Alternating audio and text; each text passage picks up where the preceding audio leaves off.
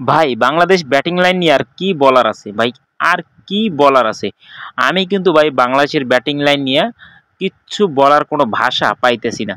যেইখানে মাত্র 5টা রান করতে যাইয়া 4-5টা উইকেট নাই, যেখানে মাত্র 5টা রান করতে যাইয়া 4-5টা উইকেট নাই।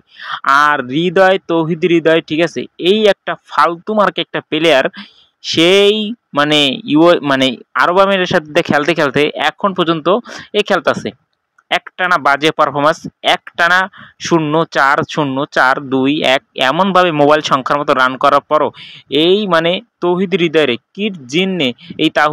কিট জিন্নে মানে এখনো অবসনের বেঞ্চে বসাইতেছে না, আমার কোনো মাথায় ধারণা আসতেছে না। ঠিক আছে, এত বাজে ব্যাটিং কিভাবে করে বাংলাদেশ। ঠিক আছে, এইখানে যদি জুনিয়র তামিম আর জাকির আলী অনিক যদি রান না করতো, তাহলে বাংলাদেশ এক তো লজ্জাজনকভাবে হারছে না, লজ্জাজনকের যদি কোনো নিচে কোনো কিছু থাকে ওইভাবে কিন্তু বাংলাদেশ হারতো। বাংলাদেশ টেস্ট ম্যাচ কিন্তু অলরেডি হাইরে বসে আছে, টেস্ট সিরিজটা পুরো হারছে। এই মাঙ্গের নাতিরা কি করতেছে আমার ভাই, আমি যদি মুখ দেয়া এত আমার বাজে কথা বাইরেইতেছে, কিন্তু আমি কিছু বলতে পারতাছি না, কারণ কি আমার এই ভিডিওগুলো অনেক সিনিয়র পার্সন দেখে। ঠিক আছে, তো ভাই এত বাজে পারফরমেন্স, এত খারাপ ব্যাটিং কিভাবে বাংলাদেশ করতে পারে, আমার মাথার মধ্যে কোনো কিছু ঢুকতেছে না। যেইখানে আমি বললাম আগের যে ভিডিওটাই তোমরা হয়তোবা দেখছো, আপনারা হয়তোবা দেখছেন, যে আগের ভিডিওটা আমি বললাম মাত্র 244 রান, যে কোনো একটা ছোট দল হইলো না, যদি এখানে জিম্বাবুয়ে হইতো না, এই রানটা করে লাইতে পারতো।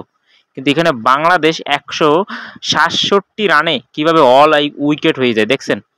এখন কি বোলাররাই ব্যাট করবে, বোলাররাই বল করবে, বোলাররাই কি ব্যাট করবে? ব্যাটিং লাইন খুবই জঘন্য মার্কা বাংলাদেশের ব্যাটিং লাইন। ভাই যেখানে মিরাজ তাসকিন বলছে যে তারা পুরো সিরিজ জিতে আনবে, তাসকিনের কথা রাখছে, সে 4টা উইকেট নিছে। আর এইখানে মিরাজ একটা বড় সড়ো একটা ঘোড়ার ডিম পারছে।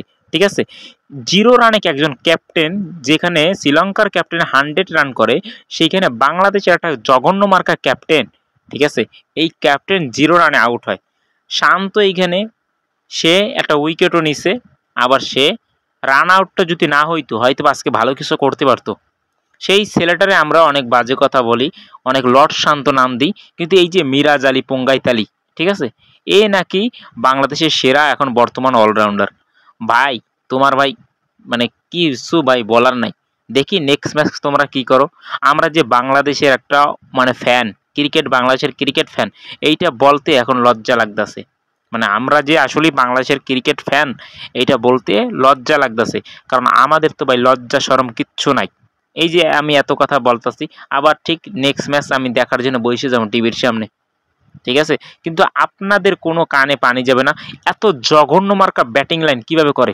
যদি এইখানে কোনো বোলাররাও ব্যাট করতো না, তাহলে কিন্তু এই রানটা করে লাইতো। যেমন আমি উদাহরণ সম্পর্কে বলতে পারি, এইখানে যদি এমন কোনো বোলার যদি আপনার বল করতেন, যেমন এইখানে রনি তালুকদার, ঠিক আছে, রনি তালুকদারও যদি থাকতো, তাও এই রানটা করে ফেলতে পারতো।